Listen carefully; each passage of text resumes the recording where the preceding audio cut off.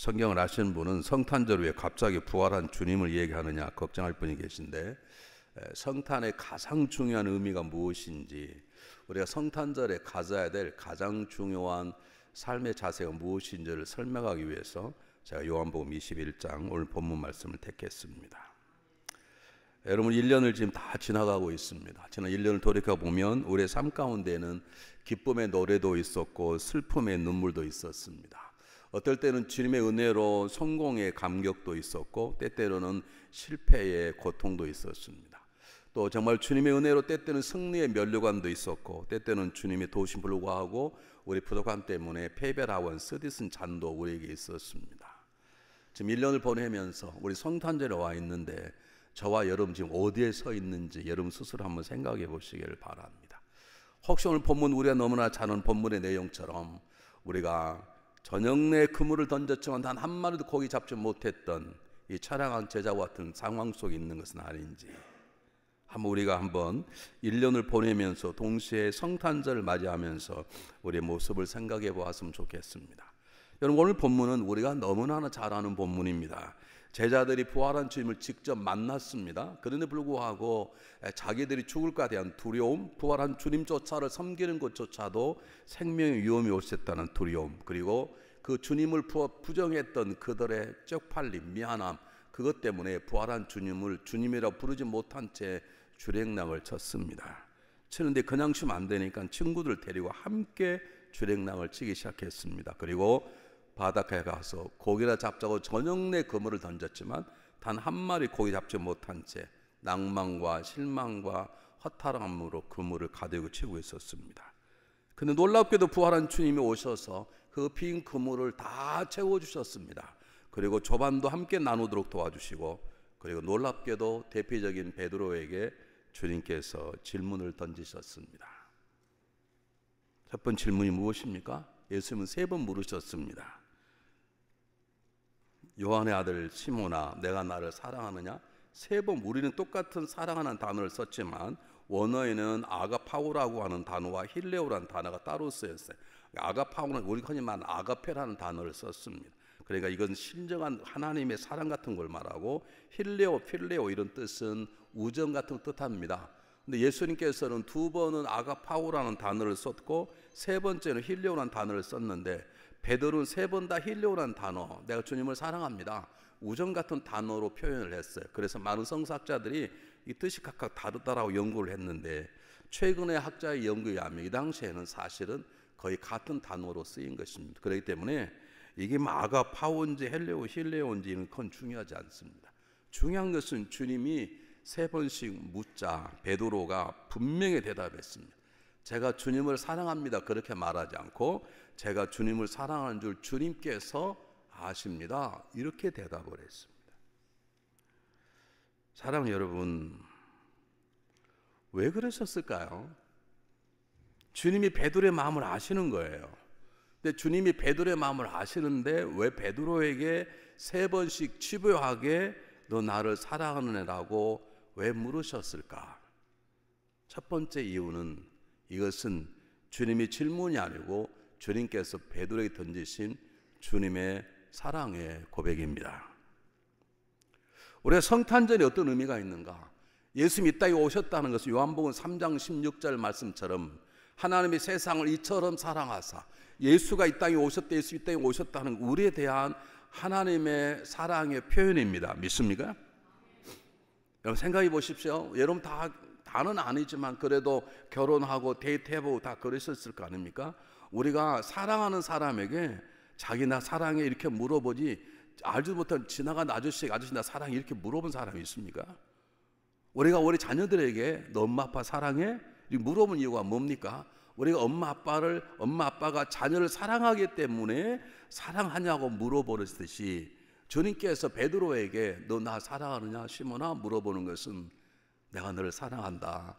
너가 나를 버리고 너가 나를 배반하고 큰소리 뻥뻥 치고 떠나갔지만 너는 여전히 지금도 부족하고 너는 지금도 게으르고 지금도 무지하지만 나는 여전히 너를 사랑하고 사랑할 것이고 내 사랑으로 너의 삶을 변화시킬 것이라고 하는 주님의 사랑의 고백인 것입니다.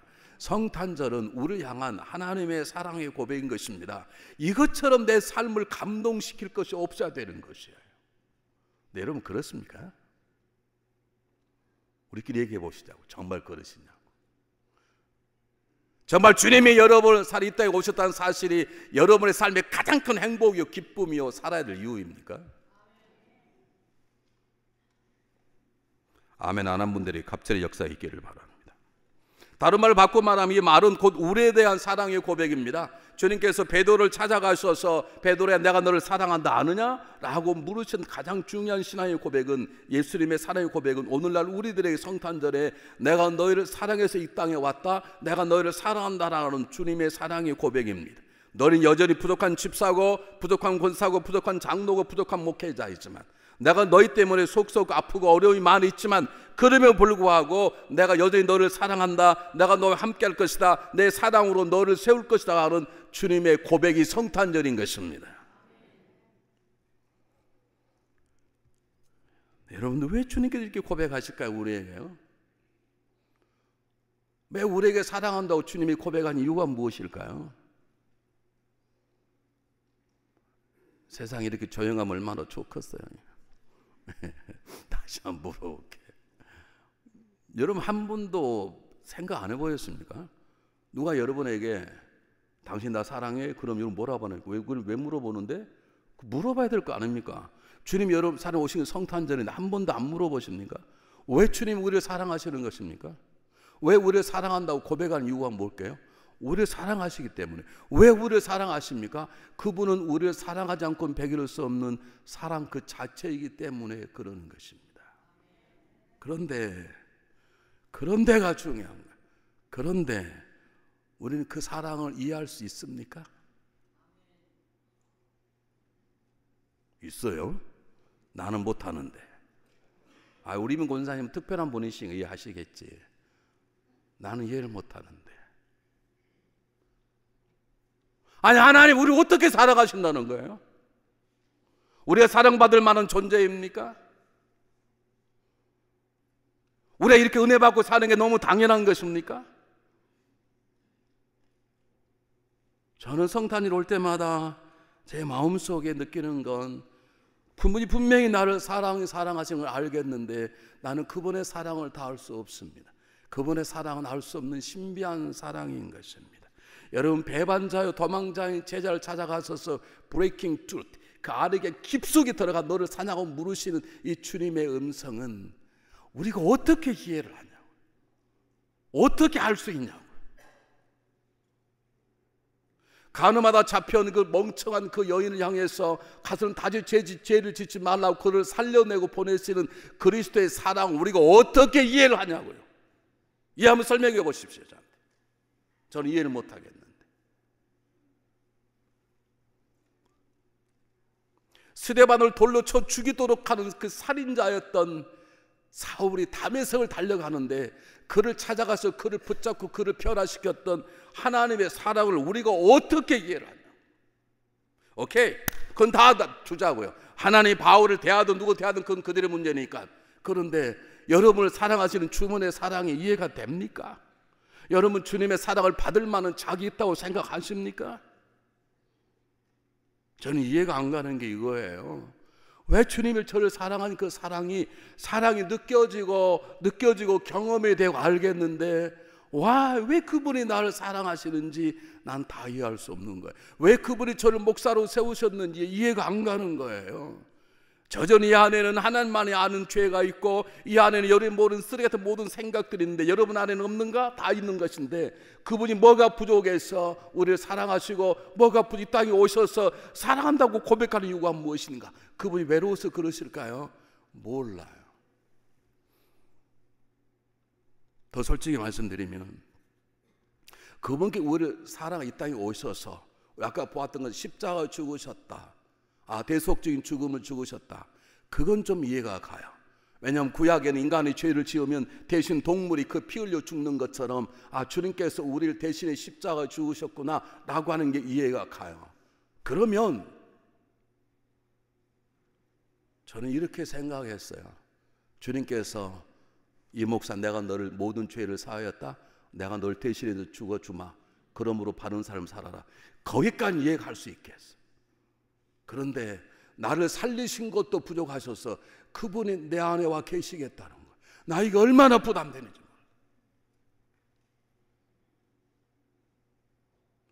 내 안에 더러움이 얼마나 많고 아직도 간사함이 얼마나 많고 여름 모르는 숨겨진 더러운 것들이 얼마나 이글거리는데 그분이 뭐가 부족해서 내 안에 와 계신다는 말입니까? 그분이 뭐가 부족해서 나를 쓰시겠다는 것입니까? 여러분 이해할 수 있습니까? 다른 사람 내비두자고요. 바울 얘기는 내비두자고요. 스데반 얘기를 놔두자고요. 그러면 여러분 지금 이렇게 살만해서 우리가 사는 것입니까? 우리가 은혜 받는 게 너무 당연한 것입니까? 내가 집사가 되고 권사가 되고 장로가 되고 목사가 되는 게 너무 당연한 것입니까? 여러분 하나님의 사랑은 알리할 수 없는 것입니다. 그래서 성탄절은 하나님의 사랑을 이해하는 것이 아니라 하나님의 사랑을 믿음으로 받아들이는 것입니다.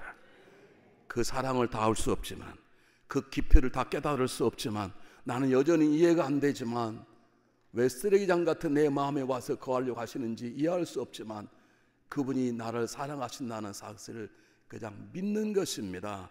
받아들이는 것입니다. 이게 성탄절을 보내는 첫 번째 가장 중요한 우리의 마음의 자세인 것입니다. 제가 목회하다가 힘들 때가 있어요. 여러분이 저를 힘들게 해서 힘든 건 하나도 없습니다. 그 정도는 얼마든 제가 원래 맷집이 좋아가지고요. 웬만하면 끄떡하지 않습니다. 제 살아온 삶의 상황이 어려워 제가 건강이 무너졌거나 이런 문제 그것도 어렵지 않습니다. 제일 어려울 때는 내가 목사 같지 않을 때 혹시 하나님 나를 잘못 보신 게 아닌가? 이 상처를 이 성처를 잘못 부른 게 아닌가? 그런 생각이 가끔씩 들 때 있어요. 제가 이게 30년 있었지만 사표 쓰려고 몇 번 결심할 때가 있었어요. 여러분이 싫어서가 아니고 이 감당할 짐이 무거워서가 아니라 제가 목사 같지 않아서 아니 제가 목사 되는 게 그분의 사역의 짐일 같아서 제가 그럴 때마다 꺼내서 읽는 글이 있습니다. 우리 선배 목사님 김정준 목사님 분이 계십니다. 그분의 글입니다. 그분의 글은 하나님의 글은 아니지만 저와 같은 목회자의 가르칠 그리고 나와 똑같은 마음을 느꼈던 그분의 고백이기 때문에 때때로 위로가 돼서 제가 그분의 글을 가끔 읽습니다. 그분이 이런 글을 썼습니다. 나는 주님의 것이외다. 나 주님의 것이 되고자 원하기 전에 주님은 나를 주님의 것이라고 말씀하나이다. 내 부모 형제에게서 선함이 없고 내 자신에게서 아무 의로움이 없지만 그저 주님은 나를 주님의 것이라고 말씀하나이다. 주님이 이것을 주님의 소유물로 하셨어도 천지나 역사에 티끌만한 변함이 없겠지만 주님은 그저 주님의 것이라고 말씀하나이다. 내 과거나 현재도 죄뿐이요 또 미래에도 거룩한 보증을 할 수 없건만 그저 주님은 나를 주님의 것이라고 말씀하나이다. 이것을 주님의 소유로 하시오면 주님이 이것 위에 마음 쓰시기 괴로우실 텐데 그래도 주님의 것이라나이다. 주님이 나를 주님의 것이라 하시지만 이것은 또 몇 번이나 주님을 반역할지도 모르겠는데 그래도 주님은 주의 것이라나이다. 이것이 주님 것 되므로 주님의 곳간이 부여질 것 아니지만 그래도 주님은 너는 내 것이라나이다. 내게는 배암 같은 간사함이 있고 표범 같은 악도감이 있사온데 주님은 그래도 너는 내 것이라나이다. 내 교만이 바벨처럼 높고 내 피루함이 숲을처럼 우거졌건만 그래도 주님은 너는 내 것이라나이다. 음보도 내 흑함이 피할 바 못되고 우주도 오히려 내 죄악보다 적건만 그래도 주님은 너는 내 것이라나이다. 주님 너는 내 것이라 하신 참뜻을 모르겠나이다. 이것을 몰라도 주님은 상관하지 않으시고 그저 너는 내 것이라 말씀하나이다.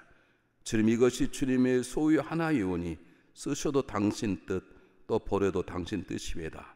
다만 당신의 뜻만이 이루어지사이다. 여러분 성탄절은 우리를 찾아오신 하나님의 사랑의 고백입니다. 하나님이 세상을 이처럼 사랑하사라고 하는 그 사랑을 직접 몸으로 보여주신 것이 이 땅에 오신 예수님이십니다.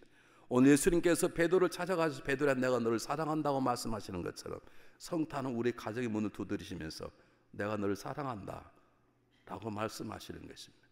이것이 이해가 됩니까? 이해가 안 됩니다. 어떡합니까? 이해가 안 돼도 믿음으로 받아들이는 것입니다. 두 번째는 예수님께서는 우리에게 우리의 사랑을, 우리를 향한 그분의 사랑을 고백하실 뿐만 아니라 우리의 사랑을 원하시는 것입니다. 베드로야 너를 나를 사랑하느냐고 3번씩 물으셨습니다. 왜 물으십니까? 예수님도 베드로의 사랑을 받고 싶은 것입니다. 왜 받고 싶은 것입니까? 이것이 하나님만으로는 사랑의 법칙입니다. 사랑은 쌍방간의 사랑에 만나야 사랑을 열매를 맺는 것입니다. 베드로를 향한 주 그리스도의 사랑과 주님을 향한 베드로의 사랑에 만나야 아름다운 사랑의 역사도 일어나는 것입니다. 베드로를 향한 하나님의 사랑과 하나님을 향한 베드로의 사랑에 만나야 하나님의 일하심이 베드로의 삶 속에 시작이 되는 것입니다. 그래서 주님께서 우리에게 사랑을 고백하시고 우리에게 사랑을 요구하시는 것입니다. 그런데 이제 우리 교회가 좀 오래됐잖아요. 40년, 내년 2년만 40주년이기 때문에 얘기하는 건데, 우리는 다 주님을 사랑한다고 고백합니다. 그런데 오늘 성경 본문을 정확히 보십시오. 주님께서 보통 분이 아니십니다. 너 나 사랑하냐? 사랑합니다. 주님이 아시지 않습니까? 주님께서 뭐라고 말씀하십니까? 내 양을 먹이라, 내 양을 치라고 말씀하십니다. 그냥 말씀하시는 것이 아닙니다. 뭐라고 말씀하십니까? 젊은 날은 너가 스스로 띠를 띠고 내 원하는 걸 닿지만 너가 늙으면 남이 너에게 띠 띠울 것이고 내 원하지 않는 곳 가게 될 것이다. 그 말은 무슨 말입니까? 너는 나를 위하여 죽게 될 것이니라. 그렇게 말씀하시는 것입니다. 여기에 중요한 우리의 사랑의 고백 속에 함께 담겨질 내용이 있습니다. 여러분, 주님을 사랑하십니까? 주님을 사랑한다는 건 주님이 주시는 사명에 사는 것입니다. 주님은 입으로만 사랑한다고 고백하지 않았습니다. 입으로 고백하고 그분은 십자가 달려 죽으셨습니다. 주님 말씀하시는 것입니다. 너 날 사랑해? 사랑합니다. 그럼 죽어봐. 그 말입니다. 죽을 수 있습니까? 여기 한 명도 아멘 안 하죠. 오늘 주님 말씀은 그것입니다. 성탄절이 난다는 게 아닙니다. 선물에 빠져 있는 게 아닙니다. 우리끼리 사랑에 고백하는 거 좋은 것이 하십시오. 선물을 나누는 거 좋은 거 하십시오. 그러나 더 중요한 것은 그분의 사랑 가운데 사랑을 고백하고 사랑을 고백함을 내가 세상 속에 그분 앞에 보여드리는 거예요. 내가 그분 앞에 앉아서 하나님 저를 부르신 이유가 무엇입니까? 저를 이 교회에 심으신 이유가 무엇입니까? 묻고 그리고 그 길을 갈 수 있도록 기도하는 것입니다. 그 길이 베드로처럼 때때로 남이 날 붙잡고 띠띠우고 숨기를 간다 할지라도 그 길을 가겠다라고 고백하는 것이 주님을 사랑하는 사랑이라는 거예요. 성탄절은 그걸 결단하는 기회인 거예요. 주님을 사랑한다는 건 주님이 주신 사명에 사는 것입니다. 주님을 사랑한다는 것은 사명을 감당하고 내가 값을 지불하는 것입니다. 주님을 사랑한다는 건 주님 일하다가 주님 때문에 주님 위하여 죽을 수 있는 것입니다. 우리끼리 사랑도 그렇게 하지 않습니까? 때때로 그녀를 사랑하기 때문에 그녀 때문에 내가 삶을 희생하기도 하고 그녀 때문에 그를 위해 살기도 그렇지 않습니까, 여러분? 제가 원래 목소리가 좋은데요, 이 감귤을 쓴 목소리가 변한 게 아니고요, 저를 지극히 사랑하는 여자가 있어요. 누구게요? 네, 우리 집사람. 여튼 놀래가지고 누군가 또 그랬는데 우리 집사람 빼고 누가 있겠어요? 우리 집사람이 제 건강을 위한다고 배를 꿀에 다룬 거 가지고요 퍽퍽 삶아서 준 거예요. 배하고 꿀하고 해서 먹으면 그게 좋다나요. 그러면 줄 때 좀 말 좀 하고 주지. 난 줄게 그냥 먹었어. 그 뜨기 목젖에 붙어가지고 이상한 거예요. 좀 정성을 다하려면 끓인 다음에 불어 좀 식혀가지고 그리고 좀 여보 그냥 난 갖다 준다. 우리 집 갖다 주면 무조건 처먹거든요. 그래가지고 이게 그냥 꿀에 달려진 이 배가 목젖에 붙었으니 나는 죽는 줄 알았어요. 이렇게 말씀드리는 이유는 여러분 걱정하실까봐. 목사님 감기 안 나셔서 감기 다 나왔어요. 걱정하지 마세요. 우리 집사람이 그걸 하늘 얼마나 수고했겠어요. 사랑이란 뭐예요? 수고하는 것이에요. 사랑이란 뭐예요? 헌신하는 것이에요. 그런데 아세요? 우리 주님은 그 길을 알아요. 베드로에게 속이지 않아요. 베드로에게 그냥 음불 권세를 다스리려 그 정도가 아니에요. 이제는 부활하시고 뭐라 한 베드로에게 직접 말씀하시는 거예요. 너는 아마 전에는 마음대로 다니지만 앞으로는 너는 순교하게 될 것이다. 그러나 걱정하지 마라. 내가 너와 함께 갈 것이다. 그래서 주님께서는 가라라고 말하지 않고 나를 따르라 라고 말씀하신 것입니다.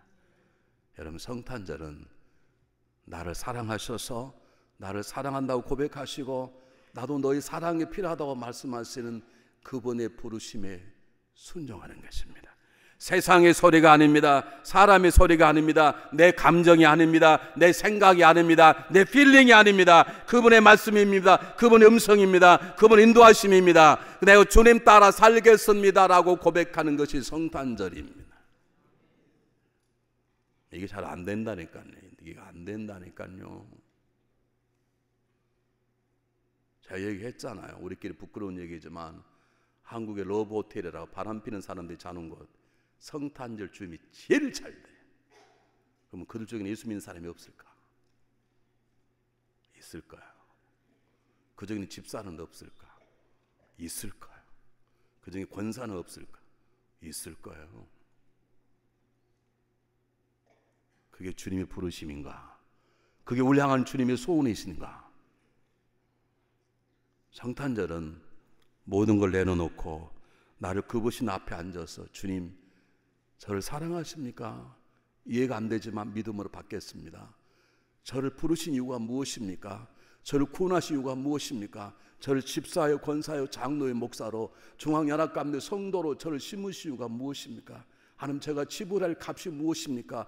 그걸 묻고 주님과 함께 그 길을 걸어가는 것입니다. 그런데 문제가 뭐냐면 다시 첫 번째로 돌아가려고 합니다. 문제가 뭐냐면 우리는 주님을 사랑하려고 해도 사랑할 수 없습니다. 우리 안에는 주님을 사랑할 능력이 없기 때문입니다. 우리는 남편을 사랑하려고 해도 사랑할 수 없습니다. 우리는 남편을 사랑할 마음이 사랑이 없습니다. 우리는 아내를 사랑하려고 그래도 사랑할 마음이 없어요. 우리 안에는 그 사랑이 없는 거예요. 여름 가운데는요, 번화마다 어쩔 사랑하는 사람이 있을 거예요. 오늘 회개하고 돌이키시길 바랍니다. 그냥 못 헤어지지 그냥 사랑하는 사람이 있을 거야. 남편 확 죽여버리고 싶은데 죽이지 못해 그냥 사랑하는 사람이 있을 거예요. 잘 들으세요. 우리는 남편을 사랑할 수 없어요. 우리는 아내를 사랑할 수 없고 내 자녀를 사랑할 수 없다고요. 성경은 말해요. 왜 가인이 아벨을 죽여버렸겠어요? 그러니까 노아의 홍수를 경험하고도 왜 인간의 바벨탑을 쌓겠어요? 우리 자신에게는 소망이 없어요. 사랑이 없어요. 우리에게는. 그래서 중요한 게 뭐냐면 우리는 그리스도의 사랑을 받아들여야 되는 거예요. 우리 하나님을 사랑하려고 노력하면 사랑할 수 없어요. 없어. 하나님을 사랑하려면 그분의 사랑을 내가 받아들여야 되는 거예요. 내가 남편을 사랑할 수 없어요. 그 사랑하려면 우리는 하나님의 사랑을 내가 받아들여야 그 사랑으로 남편과 아내를 사랑할 수 있는 거예요. 성탄절에는 그분 앞에 앉아 그분의 사랑을 받아들이는 것이에요. 교회가 두 종류 교회가 있습니다. 우리처럼 이렇게 성탄에 오신 주님을 축하하기 위해서 아름다운 꽃을 피우는 교회가 있는가 하면 성탄절에 다 치우는 교회 아무것도 안 해요. 왜? 이곳이 말구이처럼 주님 오셨던 그 누추한 곳처럼 만들고 그냥 무릎 꿇자. 저는 둘 다 맞다고 봐요. 그렇게 하는 교회도 옳고 주님을 축하하기 위해서 아름다운 꽃으로 그분이 오시고 환영하는 것도 있어요. 그러나 정말 중요한 것은 그분 앞에 한 번 앉아서 한 번쯤 심각하게 하나님 제가 이렇게 살아도 되는 것입니까? 주님 제가 뭔데 저 때문에 이 땅에 오셨고 저를 위해 죽으시고 그것까지 이해가 되는데 어떻게 제 안에 거하시려 그러십니까? 우리 집안이 청소가 안 돼 있어서 아무도 신방 못 오는데 제 마음이 그런 마음인데 어떻게 제 안에 오시려 그러십니까? 묻는 것입니다. 그럼 주님이 답하실 것입니다. 아, 알아. 내가 너 안에 어둠과 너 안에 교만과 거짓과 숨겨놓은 것 나만이 하는 죄악도 다 알아. 그런데 나는 너를 사랑한다라고 주님 말씀하실 것입니다. 그걸 믿음으로 받으십시오. 그리고 물으십시오. 주님 그러면 제가 해야 될 일이 무엇입니까?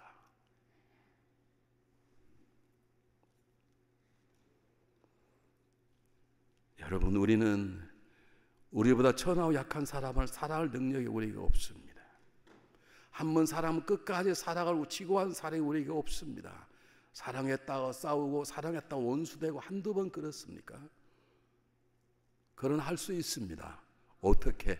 우리 같은 사람을 살아 이 땅에 오셨던 그리스도의 사랑을 우리가 받아들이기 시작하면 우리는 그 사랑으로 누구든지 사랑할 수 있습니다. 원수도 사랑할 수 있습니다. 내 능력이 아니라 하나님의 사랑이 내 안에 차고 넘치기 시작하면 우리도 모르게 원수를 품게 되고 원수를 사랑하는 사랑으로 하나님께 영광을 돌릴 수 있는 것입니다. 하나님의 사랑을 받았던 다윗은 하나님의 사랑을 알게 자기를 죽이려 했던 사울 왕을 2번씩 살려줍니다.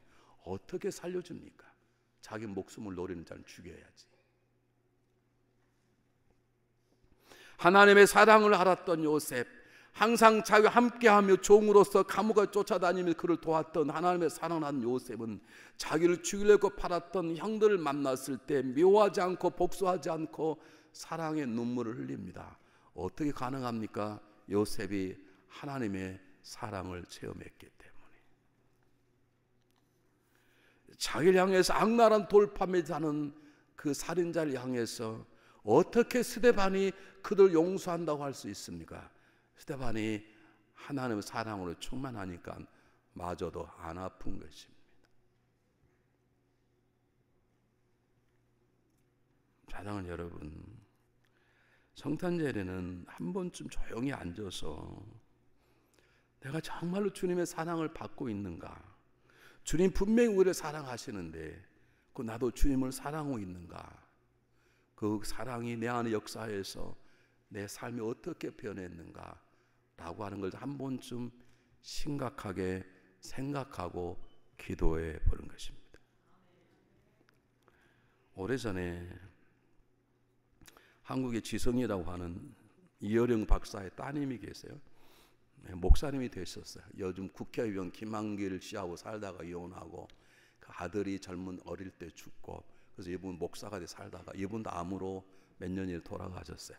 그래서 우리 교회에서 제가 이제 만나고 우리 교회 강사로 초청하려고 준비하다가 그분이 세상을 떠나게 되었는데 이 딸의 주구하는 모습을 보면서 이 정말 복음이라고는 바늘구멍 들었을 만큼 지적이었던 이혜령 박사가 무너졌어요.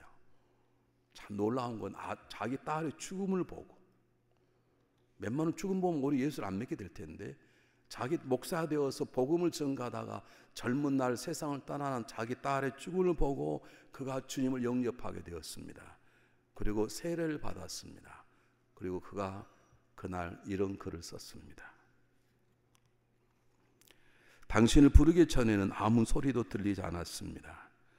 당신을 부르기 전에는 아무 모습도 보이지 않았습니다. 하지만 이제는 아닙니다. 어렴풋이 보이고 멀리서도 들려옵니다. 어둠의 벼랑 앞에서 내가 당신을 부르면 기척도 없이 다가서시며 내가 거기 있었느냐? 내가 그동안 거기 있었구나 라고 물으시는 목소리가 들립니다. 달빛처럼 내민 당신의 손은 왜 그렇게 야위셨습니까? 못자국 아픔이 아직도 남으셨나이까? 도마에게 그렇게 하셨던 것처럼 나도 그 상처를 조금 만져볼 수 있게 하소서. 그리고 혹시 내 눈물방울이 그 위에 떨어질지라도 용서하소서. 아무 말씀 나지 마소서. 여태까지 무엇을 하다 혼자 거기 있느냐고 더는 걱정하지 마옵소서. 그냥 당신의 야민 손을 붙잡고 내 몇 방울의 차가운 눈물을 뿌리게 하소서. 이걸 소개한 이유는 이 글이 명문이라서 뽑는 게 아니라 바늘도 들어가지 않을 만큼 냉혹지 이성적이었던 이혜령 박사가 그리스도의 사랑을 딱 받고 나니까 사람이 확 변한 거예요. 여러분, 하나님을 사랑하려고 노력하면 사랑할 수 없습니다. 하나님의 사랑을 받으려고 노력하십시오. 그 사랑이 나를 변화시키고 하나님의 사랑에 반응하도록 나를 이끌어가는 것입니다.